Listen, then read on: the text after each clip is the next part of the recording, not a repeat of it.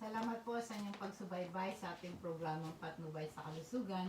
Suportahan niyo po ako sa pamagitan ng pag-click ng follow, like at saka share. Ganon din sa aking YouTube channel. Aking pong YouTube channel, mag-subscribe kayo. Rose Alfonso, para ma-notify kayo sa aking bagong video.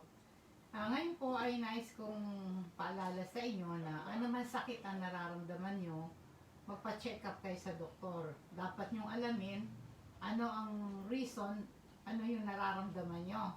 Pwede kayo magpa-ultrasound, pwede kayo magpa-blood test. Iwasan po natin ang self-medication.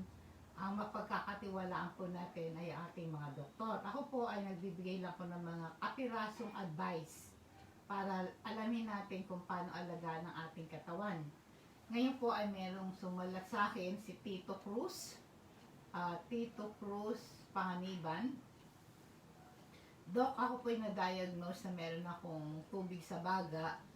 Ako daw po ay meron tuberculosis. Ano po ang gagawin ko para yung tubig na yon sa aking baga ay mawala? Ano po ba ang dahilan bakit nagkakaroon tubig sa baga ang isang tao bukod sa pagkakaroon ng tuberculosis? Kasi po, may pneumonia din daw po ako. Sabi ko gano'n, okay? Ating talakayin yan, may mga bagay na maaaring magdulot sa tubig sa baga.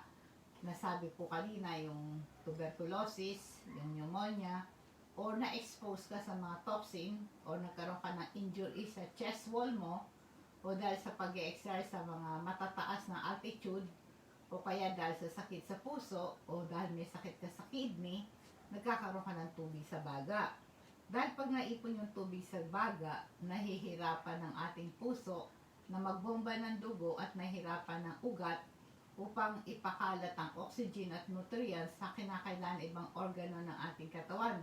Kapag ikaw ay bumisita sa isang doktor, sinisikap nila na makita ang tubig sa baga o sintomas na nagsasabing ang tubig sa baga ay sa pamamagitan ng pagsasagawa ng physical na pagsusuri. Pinakikinggan po ng doktor ang tunog ng baga ninyo, ang gamit ay stethoscope, at pag-uusapan ninyo ang mga sintomas na nararamdaman mo. Magtatanong din siya tungkol sa mga dati mong sakit. Kaya Tito, yan ang iyong gawin. Pumunta sa doktor para magkaroon siya ng physical na pagsusuri sa iyo sa pamagitan ng stethoscope. Pakikinggan niya yung kabog ng iyong puso at ng iyong baga. Magtatanong siya tungkol sa dati mong sakit. Ang TB, ang sabi mo nga, na-diagnose na meron kang PTB, pulmonary tuberculosis, the same time, may pneumonia ka pa. Ang TB, pinakamaikling katawagan para sa tuberculosis. Ang TB, isang malubhang sakit na maaaring maging dahilan upang magkasakit ka ng malala ang isang tao kung hindi niya malulunasan ng gamot. Ngayon po ay curable na ang tuberculosis. Iinumin mo lang dire-diretso yung 6 na buwan na antibiotic na rineseta ng doktor, dapat yung tapusin mo. Kasi karaniwan po kasi ang TB, ang kanyang tinitira yung ating baga. Minsan naman, maapektuhan ibang bahagi ng katawan. Paano ba nakukuha yung TB, yung sakit na TB?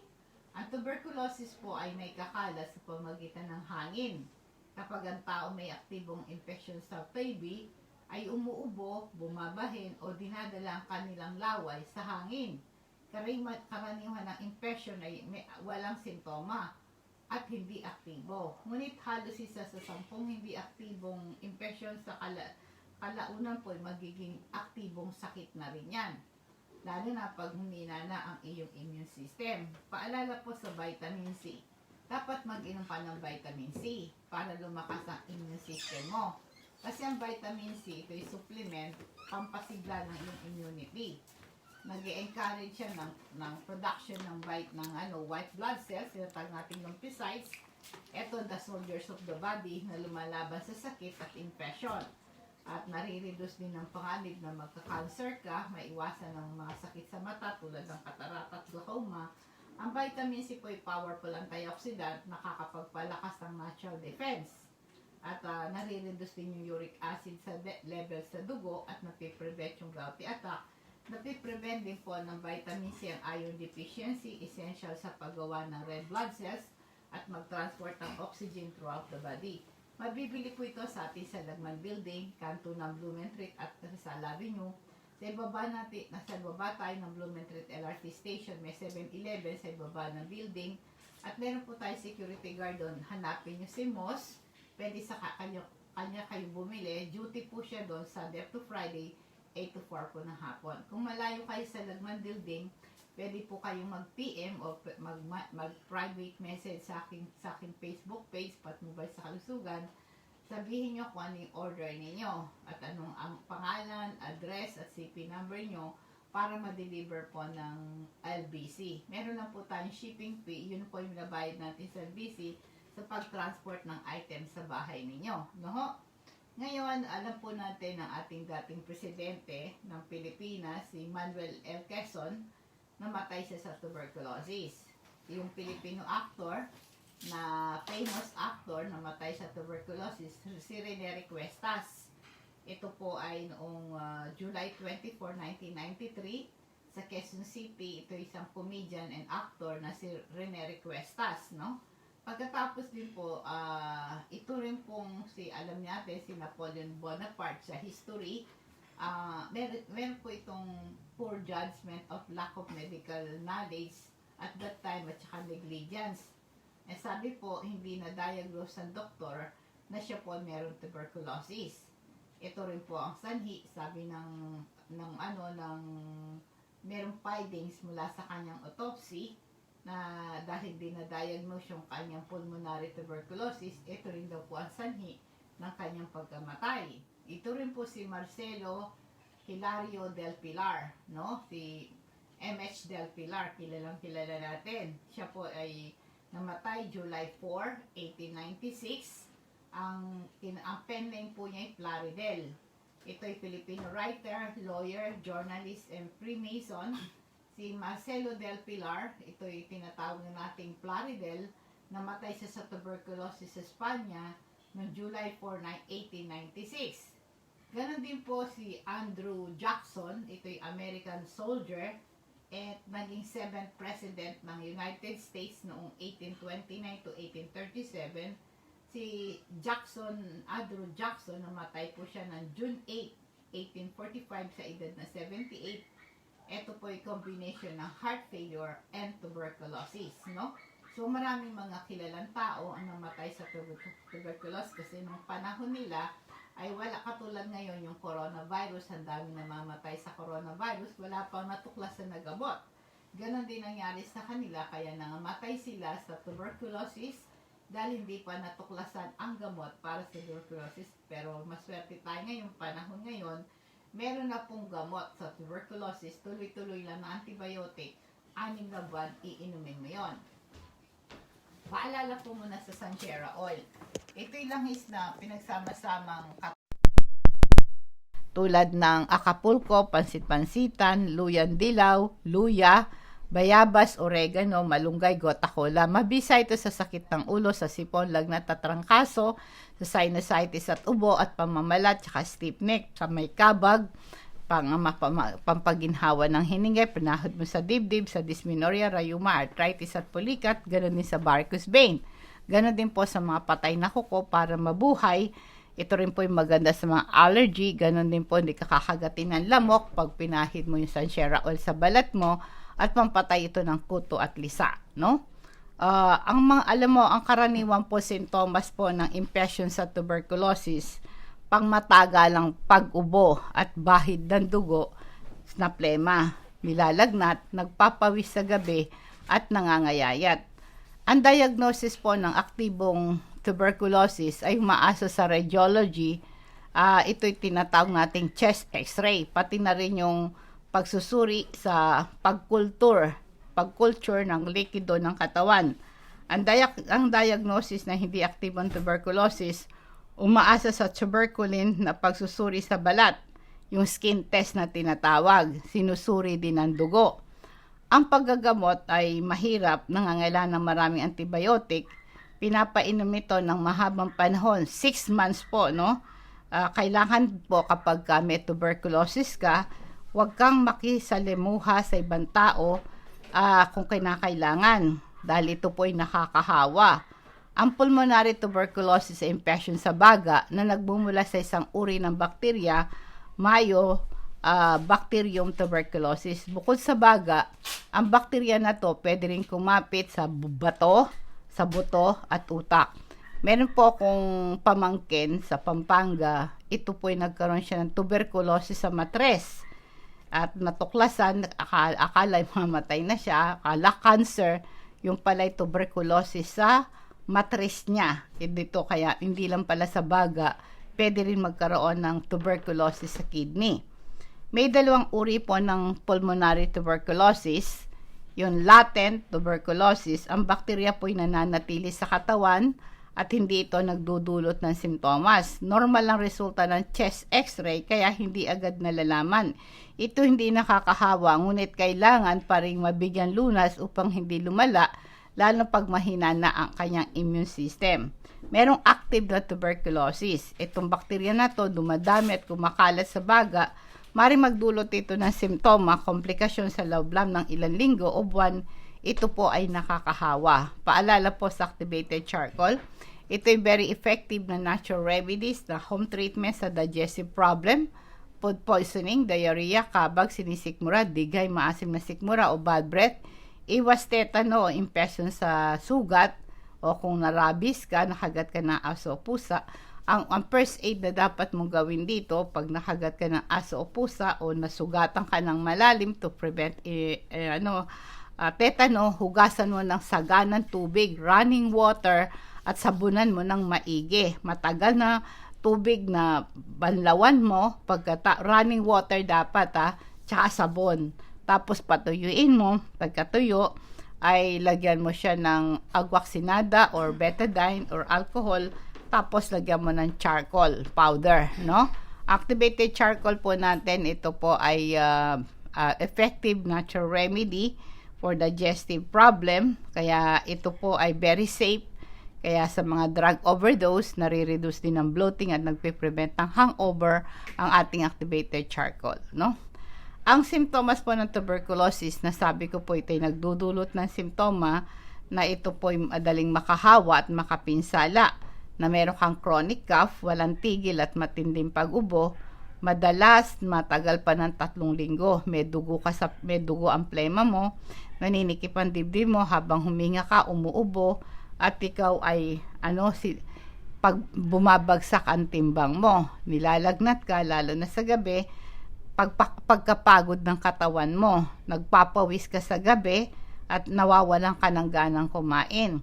Maring walang simptomas ang ibang pasyente ng active tuberculosis, pero dapat matuklasan kung ikaw nga may tuberculosis. Ang active tuberculosis ay nakakahawa, kumakalat ang bakterya sa hangin, sa pagubo o paghatching ng tao. Upang malaman kung ikaw ay nahawaan, maring gawin ng doktor ang mga susunod na pagsusuri. Yan, mamaya sasabihin ko.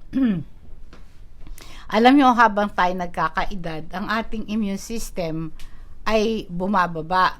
Dapat improve natin ang ating immune system sa pamagitan ng meron tayong masarap na tulog, nag-exercise ka regularly, i-minimize mo yung stress, meron kang mga dietary supplement, katulad po ng Super B Complex. Ang Super B Complex, ito po ay nagpapalakas ng ating immune system, nagbibigay ng energy sa katawan mo at naiwasan ang pagiging anemic at maputlain, at saka ito nag-i-improve ang nervous system natin, tumutulong para ma-prevent ang seizure, headache at Parkinson disease and other nervous disorder, pampaboost ng ating energy, pampabalanse ng ating blood sugar level, at maiwasan natin ng chronic fatigue. Available po ito sa ating Silagman Building. Inuulit ko, nasabi ko na kanina, magpa-skin test ka, magpa-blood test ka, magpa-chest x-ray ka, at pagsusuri ng iyong plema, sputum test ang tawag doon. Ang gamot at lunas sa tuberculosis ay ay meron pong mga ito yung ginagawa nila, yung rifampicin, no? Ibinibigay ito, marami itong gamot na binibigay, kaya dapat kahit po sa ating mga yung health center, ibinibigay po nila ito. Mahalaga makumpleto ng buo ang paggagamot sa tuberculosis. Maaring makaramdam ka ng bahagyang lunas, matapos ng ilang linggo, pero wag mong tigilan kasi hihimatay lang yung mikrobyo pag tinigil mo yung antibiotic mo, mas dodoble ang kanilang bilang, no? Kaya kailangan, sabi nga, maaring manumbalik ang bakterya, posibleng maging malakas ang resistensya nila laban sa medisina. Mahirap gamutin ng TB kapag nangyari ito, no? Malaking naitutulong po ng ating Department of Health, no? Sa ating mga health center, at sila po ay nagbibigay din sila ng libreng gamot, no, ang ating health center. At may mga doctors sa health center para tulungan kayo at sundin yung dosage, wastong schedule ang pag-inom ng medisina. Paano maiwasan ang tuberculosis? Ang nasabi ko po ay kailangan wag pumasok sa trabaho kung kinakailangan. Wag din matulog na may kasamang ibang tao sa kwarto. Dapat pag natutulog ka, mag-isa ka lang, dapat ang pinggan at kutsara mo nakahiwalay. Lagyan ng sapat na labasan ng hangin ng kwarto. Madaling kumalat ang bakterya kapag kulob ang iyong kwarto. Takpan ng bibig kapag umuubo, bumabahing at tumatawa. Gumamit ng tissue at itapon ito na agad ng maayos sa basurahan. Magsuot ng surgical mask. Importante ito lalo na sa unang linggo ng paggagamot. Siguraduhin ninyo kumpleto ang paggagamot ninyo. Ipabakuna kayo para sa ganon, lalo yung mga bata ngayon ay binabakuna na panlaban na sa tuberculosis. Paalala po sa lecithin. Ang lecithin ito'y panggamot sa memory, yung may dementia at mga ulyanin o Alzheimer disease.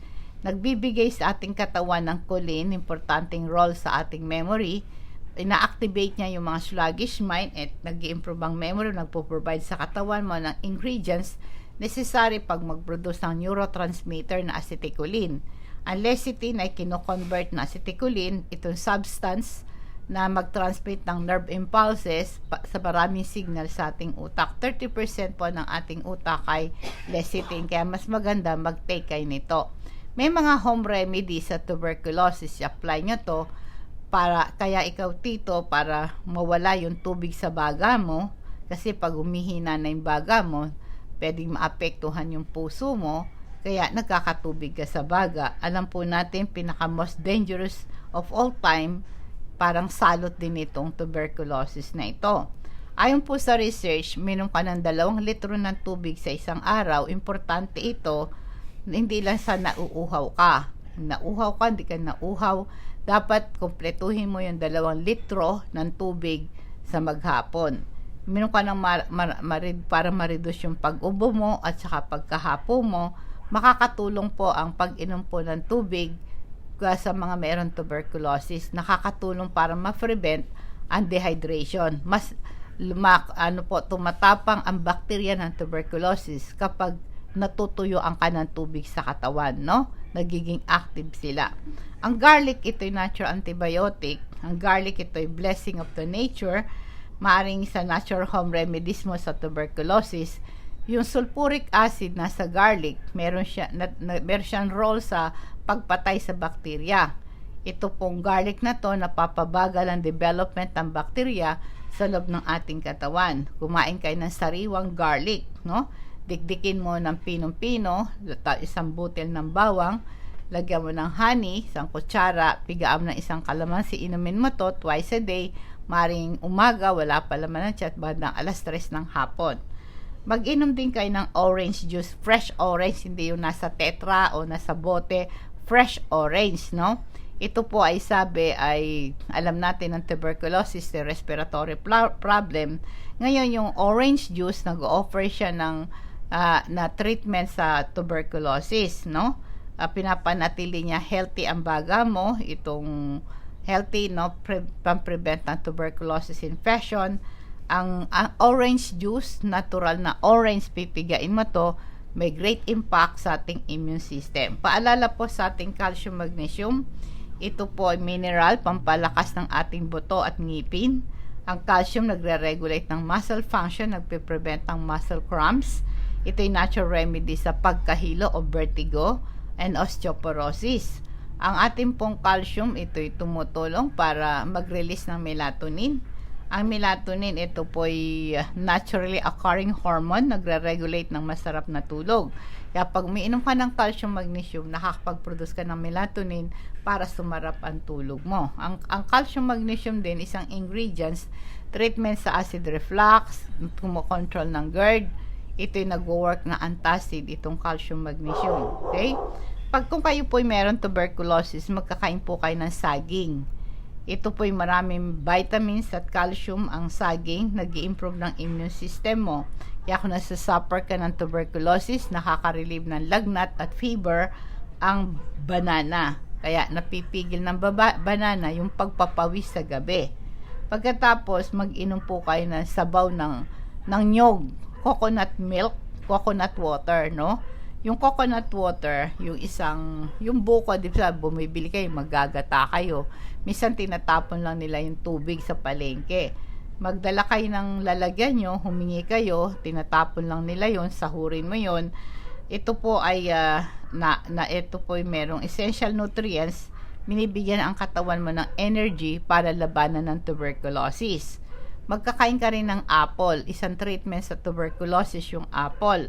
Kaya po merong great effect sa mga pasyenteng merong tuberculosis. Pigain po ninyo yung apple, kunin mo yung kanyang katas, tapos inumin mo to, no? Isang apple o 2 apple, isa sa umaga sa hapon, ganon. Ito'y minom ka ng fresh juice ng apple, makita mo na merong pampalakas ito ng baga. Ganon din po yung pineapple, kaya sinasabi nga po ni Hippocrates, the father of medicine, your food is your medicine and your medicine is your food. Kaya yung pinya is a gift from the nature. Ito'y gamot sa may tuberculosis. Isang tasa ng apple juice daily or few times per day, ito'y nakaka-reduce ng negative effect ng tuberculosis.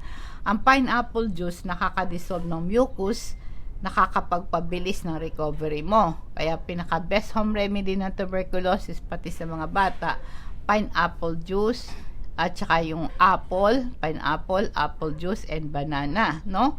And then orange juice. Ngayon, pagka kayo po'y meron tuberculosis, magbilad kayo sa araw. Yung pong araw, number 1, nakakapatay ng bakterya na nagdudulot ng tuberculosis. Tapos, kumain kayo ng antioxidant rich food, katulad po ng mga prutas at gulay, gawin mo yan. At mag-inhale, exhale ka sa umaga, langhapin mo yung sariwang hangin, i-reduce mo yung stress, kasi po yung stress nakakapagpahina ng ating immune system, lalo na kung kulang ka sa tulog. Yung kulang ka sa tulog, over-fatigue ka, over-stress ka, physically and mental, nakakapagpahina ng ating immune system.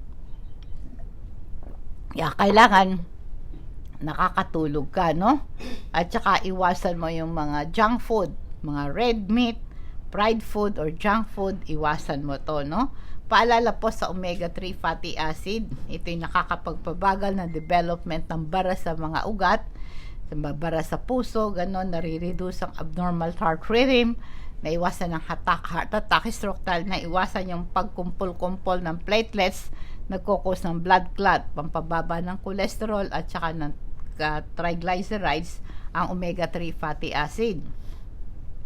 Ito po very effective din po sa fatty liver. Kung may fatty liver ka, maganda pong gamot ang omega-3 fatty acid, naiwasan ng bara at saka naiwasan ng paninigas ng ating ugat. Ang regular intake po ng omega-3 fatty acid, ito'y natural effective treatment sa constipation, at ito'y substance panlaban ng mga inflammation due to infection, at naiwasan ng pamamaga o yung arthritis, osteoarthritis. Itong regular intake po ng omega-3 fatty acid, ito'y magandang gamot sa eczema, allergy and rashes and psoriasis. Kaya ito rin po yung maganda sa menopausal symptoms, ang omega-3 fatty acid, at maganda to sa mga may sakit sa puso. Panlaban din ito sa mental disorder and depression and anxiety, ang omega-3 fatty acid. Mabibili to sa ating Lagman Building, kanto ng Blumentritt at Rizal Avenue. Nasa baba tayo ng Blumentritt LRT Station. May 7-Eleven sa ibaba ng building. Bumalik po kay Kemos, yung ating security guard. Nandun siya Sunday up to Friday, 8 to 4 pa ng hapon. O kaya pwede po kayo magpa-deliver sa LBC. Mag-chat lang kayo sa akin sa Facebook page ko Sabihin nyo yung pangalan, address, at cell number, kung ano yung items na orderin nyo. Pwedeng COD, pwede kayong magbayad sa GCash o kaya po sa mga bayad center. Patuloy po kayong tangkilikin ang ating programang Patnubay sa Kalusugan sa pamamagitan ng pag-click ng follow, like at saka share.